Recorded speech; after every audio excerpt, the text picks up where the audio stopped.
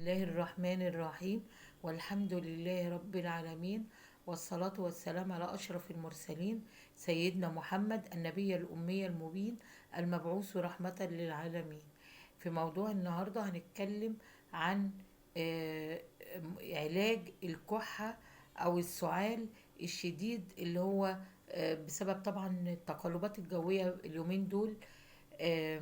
طبعا هي مشكلة السعال ده بتبقى صعبة اليومين دول، نتيجة طبعا الجو نفسه مش مجرد برد وفي عواصف وفي مشاكل نتيجة قدوم فصل الشتاء. لا، الجو نفسه نتيجة التطورات التكنولوجية والعوادم الموجودة من المصانع والعربيات والحاجات المثيرات أو اللي ملت شبعت الجو، وطبعا ثقب الأوزون.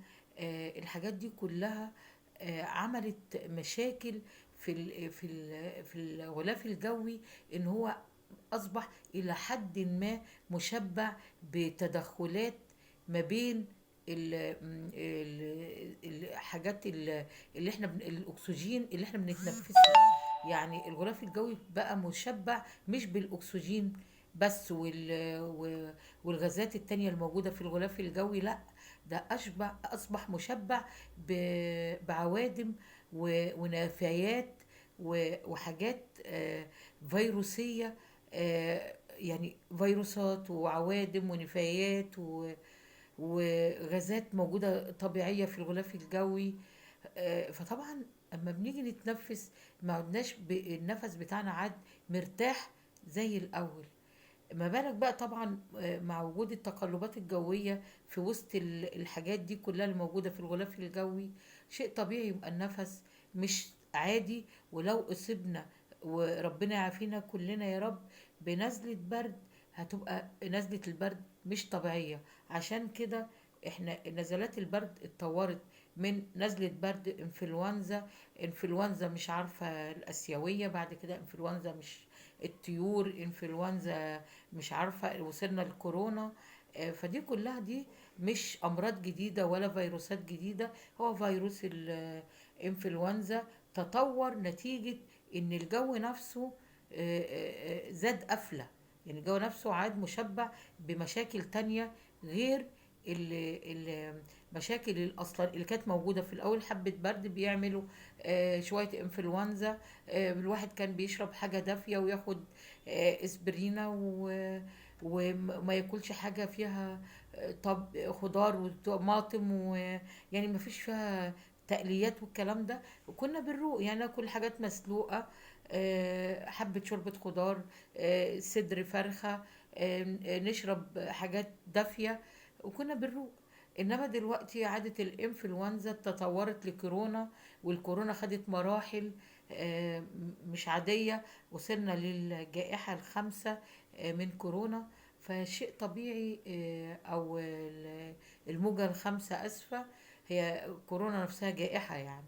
فإحنا آه، الحاجات دي كلها أو المشاكل الموجودة في الغلاف الجوي هي سبب تطورات الإنفلونزا للشكل اللي وصلنا إليه، اللي هم بيقولوا كورونا. والكلام اللي بيقولوه لا ده من الخفافيش، لا ده مش كلام. هي سريعة الانتشار، لأن الجو مش مريح. يعني ما الحاجة، الجو ممكن يتنقل حاجات موجودة في الجو بالسهل إنها تنقل من شخص لشخص ومن بلد لبلد ومن دولة لدولة ولو واحد بس نزل في بلد ممكن ينشرها الواحد والواحد ينشر للتاني لحد ما تنتشر بطريقة مش طبيعية. ودي أنا بقول إن دي تطورات الإنفلونزا. فهنتكلم بقى عن الكحة اللي هي مشكلة الأمهات، ومشكلة ناس كتير، إن هو السعال أو الكحة دي دلوقتي عادت شديدة لدرجة إنها بترهق الرئة، وبتعمل طبعا مشاكل في الرئة، ربنا يعافينا. وبترهق القلب نفسه، وبتعمل ضعف عام للشخص المصاب بالسعال. فيا ريت يا ريت احنا اولا نقوي جهازنا المناعي، نحاول نعالج السعال ده بأي طريقة. بحاجات. يعني انا مثلا عندي طريقة النهاردة ان احنا هنجيب ليمونة كبيرة، وهنقطع الجزء العلوي من الليمونة، بس مش هيبقى كتير. يعني نقطع جزء وهنقول ايه، سدس او اكتر من سدس شوية في الليمونة، بحيث ان انا يبقى التدويرة كده من فوق اقطعها، وبعدين افضي الليمونة، مش كلها، افضي تقريبا تلتين الليمونة بمعلقة شاي، واسيب تلت الليمونة جوه عصير وتفل الليمونة. يبقى اشيل التلتين واسيب التلت تقريبا. وبعدين احط بقى في الجزء اللي انا فضيته ده، هحط شوية ينسون، يعني ورقتين تلاتة نعناع، او لو مش عندي نعناع اخضر شوية نعناع ناشف، افرك شوية نعناع ناشف واحطه، واحط شوية زنجبيل، سواء قطعة زنجبيل فريش او بودرة زنجبيل، واحطهم على نار، على عين البوتاجاز، ولا عين البوتاجاز، واحط اي حاجة تحت الليمونة طبعا عشان ما تلتصقش بعين البوتاجاز، وعشان طبعا لو اي حاجة ما تتلوث وكده، رغم ان انا الجلدة القشرة الخارجية ما مش محتاجاها في حاجة. فانا هحطها لحد ما الليمونة تسخن، وتبتدي انها تنزل الزيوت اللي موجودة في جلدة الليمونة على المحتويات الموجودة جوه الليمونة. طبعا انا سايبة في الليمونة تلتها تقريبا تفل وعصير، مع الحاجات اللي انا حطيتها، اليانسون والزنجبيل والنعناع، اللي هي كله هيتعمل مع بعضه. وهروح منزله ده بعد ما تسخن الليمونه او تنزل الزيوت اللي فيها على محتوياتها. هسيبها بقى، اطفي البوتاجاز واسيبها تبرد، وبعد ما تبرد اعصرها في فنجان جامد، انزل المحتويات اللي فيها في الفنجان واعصرها جامد، عشان الزيت بتاع جلدة الليمونة ده انا محتاجاه وعاوزاه. وبعد كده هو هيبقى يعني الشراب بتاعه يبقى صعب شوية، بس لازم المريض افضل كتير من تطورات الكحة او السعال، والمشاكل اللي ممكن يعملها للرئة او لصدر الواحد عموما يعني. فإن شاء الله يعني لو عملناه تقريبا مرة لمرتين في اليوم، مرة الصبح ومرة قبل النوم بساعة، ساعة ونص، إن شاء الله بإذن الله ربنا هيشفي مريض السعال، وهيبقى أحسن بكتير من الأول. طيب أنا مش هستنى بقى إن يحصل لي سعال أو أصاب بفيروس الإنفلونزا، ولا قدر الله اللي تطور بالشكل الجديد اللي هو بنقول عليها الكورونا. انا ما استناش، انا اقوي جهازي المناعي بحيث ما انا ما اوصلش للمشاكل دي. ان انا طبعا تقوية الجهاز المناعي معروف انا بقويه بايه. يعني في حاجات معينة هي اللي بتقوي الجهاز المناعي. ان انا اشرب عصير ليمون على قد ما اقدر، الا الناس اللي هم بتبقى عندهم مشاكل الحموضة بتبقى عالية شوية في المعدة، فبيبقى دول يتجنبوا شرب الليمون بصورة كتيرة، عشان ما يحصلهمش مشاكل اكتر وتتطور لحاجات قرح والكلام ده. نشرب زنجبيل على قد ما نقدر، ويا ريت نحليه بمعلقة عسل نحل، عسل نحل من الطبيعي الكويس، لان ده طبعا عسل النحل مع الزنجبيل بيدي قوة للجهاز المناعي كويسة جدا، لا بأس بيها. طبعا انا عارفين ان رأس مال حكمة الجهاز المناعي هو البصل والثوم، بس اما ناكلهم في صورتهم الطبيعية شيء مش مستحب ومقزز، عشان الملائكة زي ما الرسول صلى الله عليه وسلم قال ان الملائكة بتتأذى من ريحة البصل والثوم زي البني ادمين ما هم بيتأذوا من الريحة بتاعت البصل والثوم. فاحنا هنقطع شرايح بصل مع السلطة، وفصين توم كده برضو هنهرسهم ونحطهم جوه السلطة، طبعا مع الليمون والطماطم، لو في بروكلي يا ريت، لو في اللي هو الكابوتشي اللي هو الكرنب اللي هو اللي لونه توتي، ده اللي هو اللون البنفسجي. كل على فكرة كل ما ما خدنا حاجات اللي هي لونها بنفسجي دي كل ما كانت أفضل. فالكابوتشي لو احنا قطعناه لونه بنفسجي مع السلطة، بروكلي، طماطم، خيار، جزر، آم، طبعا الخضروات اللي هي جرجير، بقدونس، الحاجات دي بتبقى ما بيبقاش طبق سلطة، ده بتبقى طبق تقوية للجهاز المناعي. آه، يا ريت يا ريت نبقى حريصين على طبق السلطة اللي بيبقى فيه التشكيلة اللي أنا قلتها دي.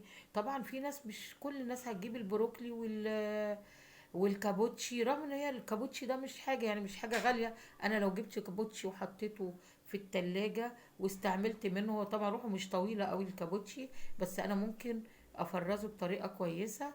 آه، مفيد او مش غالي يعني للدرجة. بس ولو انا جبت برضو بروكلي اللي هو عامل زي القرنبيط، بس اخضر، يعني بدل ورق القرنبيط ابيض، هو تلاقيه اخضر كده، ورداته خضرة. آم، هو شكل القرنبيط بس ورداته خضرة يعني. فالبروكلي طبعا غني بفيتامين د واوميجا 3 وغني بالاملاح المعدنيه، وغني بحاجات كتير البروكلي يعني. يا ريت نبقى حريصين على وجود البروكلي، نقطعه في السلطه. طبعا نحط فلفل الاحمر، لان الفلفل الاحمر ده يعني من الحاجات اللي بتفيد جدا في تعلية جهاز المناعي، ولانه وكمان بيبقى عنده القدرة على قتل الفيروسات، لان الفلفل الاحمر المحلى اللي هو الحلو، او الفلفل الاحمر الحامي كمان افضل لو معدتنا تستحمله، وجهازنا الهضمي يستحمله. ممتاز ممتاز، لانه الحمو اللي فيه ده بيقتل حاجات كتير، بيقتل ميكروبات وبيقتل فيروسات، وعنده قدرة على مساعدة الجهاز المناعي. وحلو جدا للكبد، بينقي السموم من الكبد. الفلفل الأحمر الحامي بينقي السموم من الكبد، وبيساعد الكبد على تنقية الدم والسموم من الدم. يعني هو بيقوي الكبد، وبيساعده على ان هو ينقي السموم اللي موجودة في الدم، وبيساعد الكبد نفسه. في حاجة برضو مهمة، بذور عباد الشمس، دي بتقوي الجهاز المناعي. مهم جدا ان انا احصل على فيتامين د، اللي هو ان انا اتعرض لاشعة الشمس، انا قلتها دي كتير، في خلال فترة من الساعة 9 للساعة 11، مهم جدا. وبعد الساعة 3، يعني من 9 ل 11، وبعدين من 12 ل 3 امتنع عن التعرض لأشعة الشمس، وبعد الساعة 3 ابتدي اتعرض برضو لأشعة الشمس، بتبقى ساعتين برضو حلوين فيهم الشمس بتبقى كويسة، وبتبقى غنية بفيتامين د. انام النوم الكافي، ادي لجسمي القدر الكافي من الراحة، بان انا انام كمية النوم او عدد ساعات النوم اللي جسمي بيحتاجها على قد مجهودي اللي انا ببذله. ويا ريت لو انا ما بين كل فترة مجهود او مجهود، كل فترة اخد فترة ريست او راحة، عشان جسمي ماهوش مكنة. لو المكنة بتعطل، لو بتشتغل على طول بيقولك ريح المكنة. باستمرار اكون حريص على غسل الفواكه والخضروات، عشان الحاجات دي الوجود بعض الحاجات الموجودة على الخضروات والفواكه ما بتتغسلش كويس، بتبقى بتعمل لي مشاكل، بتدخل تتحد مع اي مشكلة عندي جوه، وتبقى تقوي الجهاز، او اللي هو بيقولوا عليها ايه، اللي مش طبعا ضد الجهاز المناعي، ايه اللي هو الحاجات الفيروسية والميكروبات والحاجات اللي هي ايه، المحتلة، الحاجات اللي بتدخل تحتل الجسم وتعمل مشاكل لأعضاء جسمي من جوه. فأنا يا ريت طبعا أكون حريصة على إن أغسل، أنا من جسمي مش ناقص في في خضم الجو والغلاف الجوي المريض المليان بالنفايات والعوادم ومشاكل والحمم الحراري، او الحمم الحراريه اللي ناتجه من ثقب الاوزون. وعافانا الله يا رب. طبعا لما باجي اغسل الخضر والفواكه اغسلها بميه بشويه خل يعني. مفيش حاجه يعني يا ريت نكون حريصين على وجود الليمون والخل والبصل والثوم. طبعا البصل والثوم الست البيت ما يعني دايما بتبقى لازم يكونوا موجودين في بيتها. بس انا مش ابقى حريصه عليهم عشان الاكل بس، لان هم لما بيدخلوا برضو على النار بيفقدوا جزء كبير من قيمتهم. انا عاوزاهم بشكلهم الفريش، الثوم الفريش والبصل الفريش. يا ريت اهرس التوم، والتوم لما باخده كده من غير هرس مش بيفيد يعني. يا ريت اهرس فصين توم على السلطه، واقطع البصل اللي هي جوليا او جوانح على السلطه. طبعا انا بقول ويكون موجود برضه عندي ازازه خل عشان اغسل، احط على ميه غسيل الخضروات والفواكه. باستمرار اكون حريص على غسل ايدي بالصابون، بالميه والصابون. غير طبعا انا بستخدم الكحول، لان برضو استخدام الكحول على الفاضي والمليان آم، بيعمل مشاكل على جلد الايد.